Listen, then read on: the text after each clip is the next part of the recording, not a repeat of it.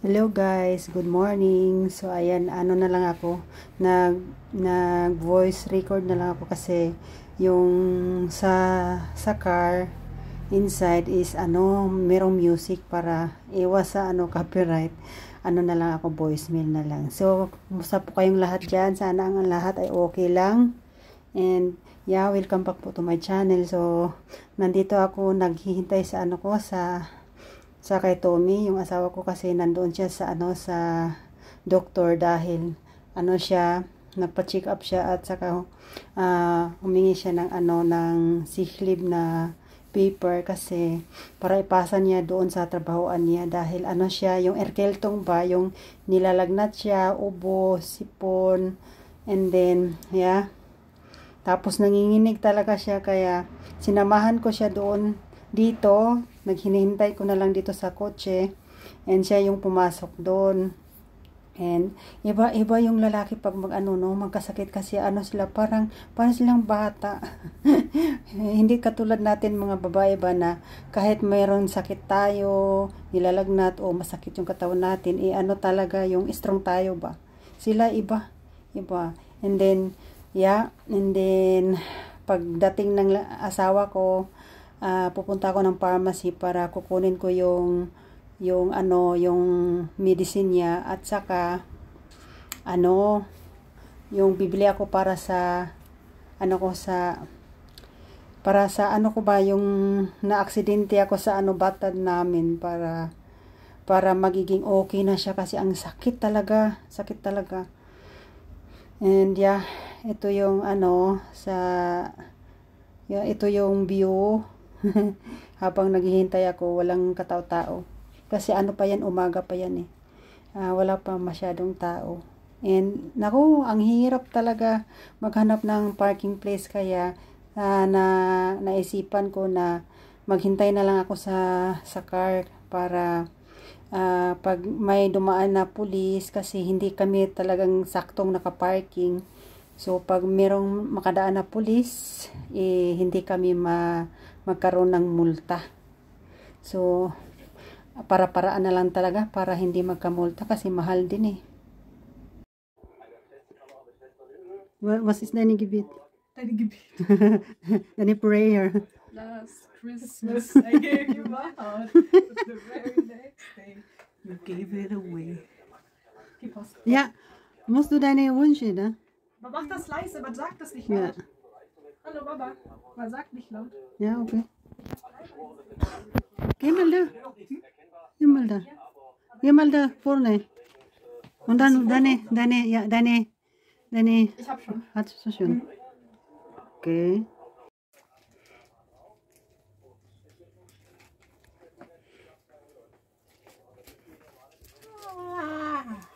Ja.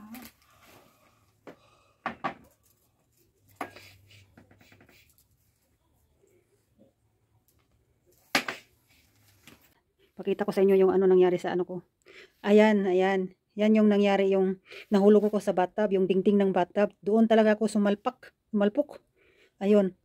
Tapos yung na yan, ugat na yan, lumubo yan. Kasi talaga na talaga ako doon, talbog talaga ako. Ayun, tapos ayan. Diyan masakit yan na area. And then dito, siya, namamaga na. Sa yung Friday morning, yung pagkahulog ko talaga, hindi pa yan namamaga. Na siya, ngayon lang siya namamaga, mga mga linggo, kahapon.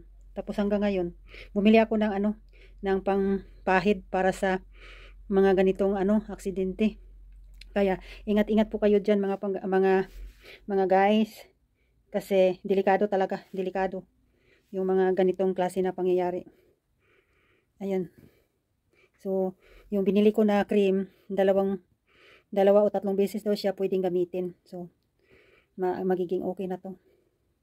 Meron akong ipakita sa inyo. Ipakita ko yung binili kanina na panghaplas ba sa ko, sa paa ko.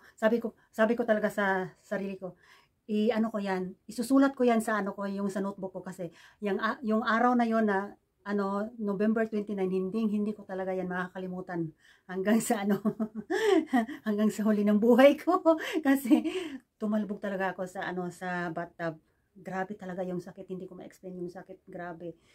And then sa araw din yon, yung Christmas tree namin, ang saya-saya ko pa, mga nakalipas na araw, ang saya-saya ko pa, tapos tumalbog yung Christmas tree namin at doon siya tumalbog sa pintuan namin, nabasag yung nabasag yung glass. Sabi ni Mingming, ang lungkot-lungkot ko, bakit daw siya malas.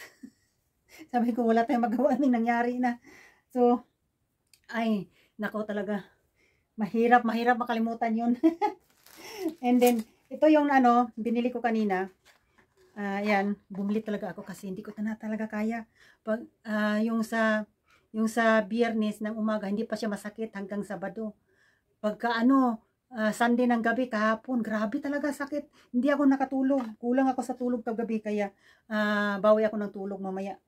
Kasi hindi ko talaga Tapos, ito yung cream na binili ko. Hindi talaga ako nahiya sa doon sa pharmacy kasi pinakita ko talaga yung paa ko. Sabi ko, ito ganito nangyari. Ayan. Meron ba kayong cream para panghaplas? Sabi niya, meron. So, ito yung binili ko, yung Heparin ang pangalan, Heparin. So, pwede siyang gamitin 3 beses isang araw. So, gumamit na ako kasi talaga para magiging okay na siya. Kasi magpapasko na. Yuhu! Magpapasko na. Saya-saya ko. Dapat magiging masaya tayo. Hindi natin ay yung buhay, yung susulitin natin yung buhay. Hindi tayo mag-wasting energy, mag-wasting money, mag-wasting diyan. Basta sa time kasi limited lang yung buhay natin sa mundo.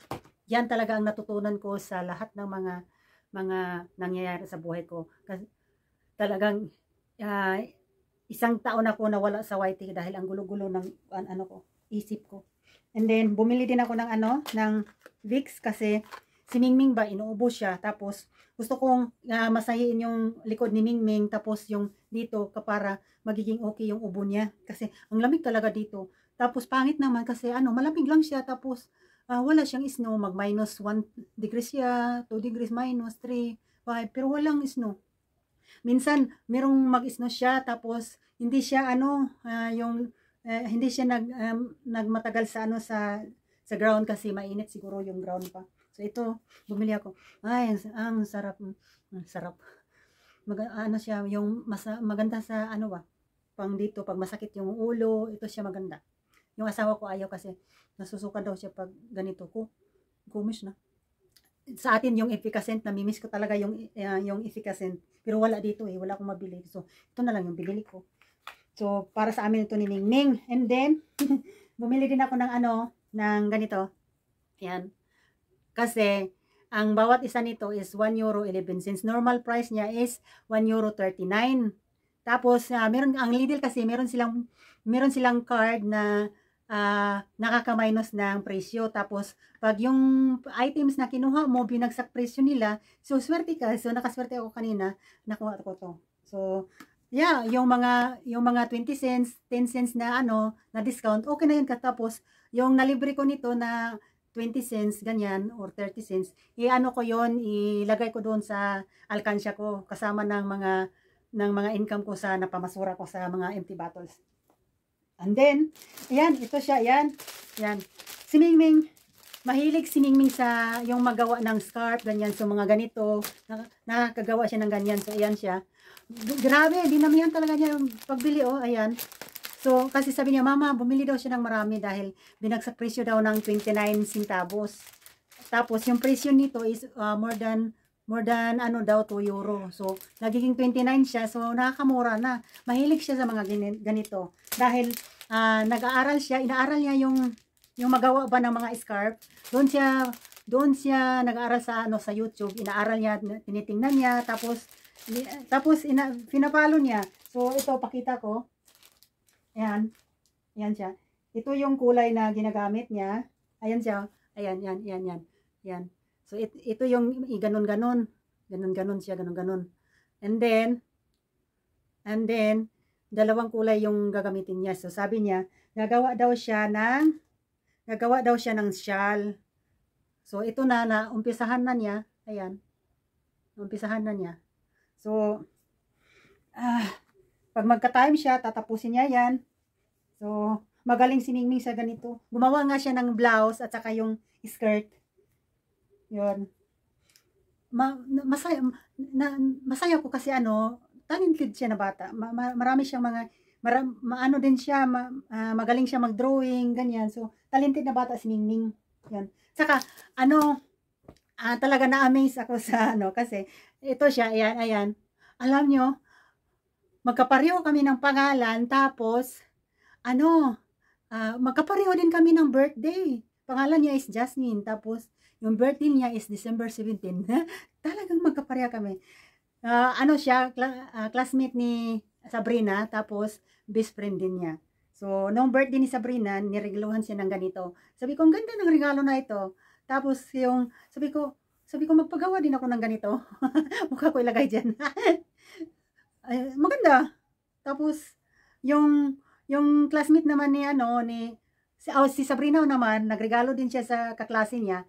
Yung binili ni Sabrina is yung medyas, tapos yung picture na nakalagay doon sa medyas is mukha ni Sabrina. Maganda yung ganito, no? Pagawa kayo ng mga ganito mga guys, yan. Siguro nandyan yan sa mga online, pwedeng magpagawa ng ganito. Yung para sa unan or sa mga toys, ganyan. So maganda ito. Gustong-gusto ko siya. Kasi malambot. Tapos yung nakalagay yung picture ba? Gusto ko to. Magpagawa ako ng ganito, pero hindi na ngayon, next year na. So, ayan lang yung video ko ngayon, mga guys, and yeah, thank you for watching my vlog. Thank you for helping me. I'm back again in YouTube. In YouTube, sana yung dollar sign ko maibalik ni Lolo Whitey ulit sa akin. Sana, lang ako, yung hoping. So, pero,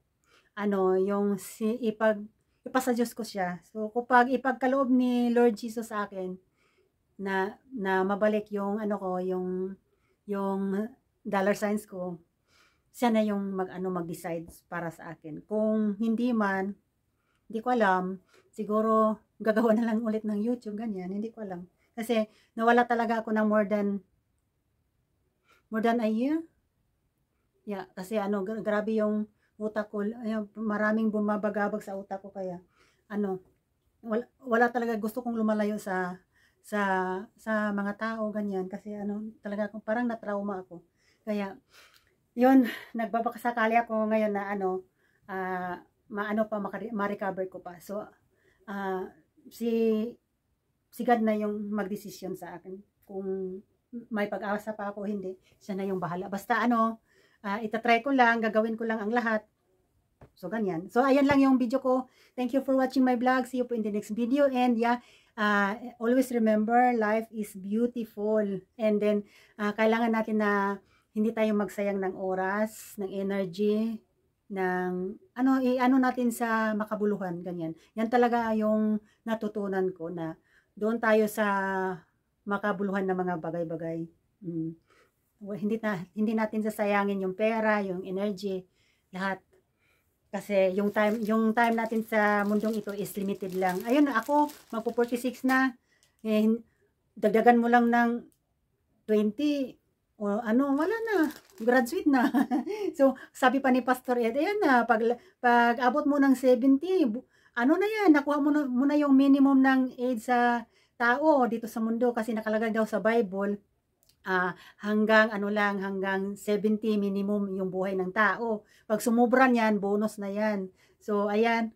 So, nasa na ako, 46. So, yeah, hindi na talaga parang kung sa pa yan sa araw, parang nasa alas 3 na ng hapon.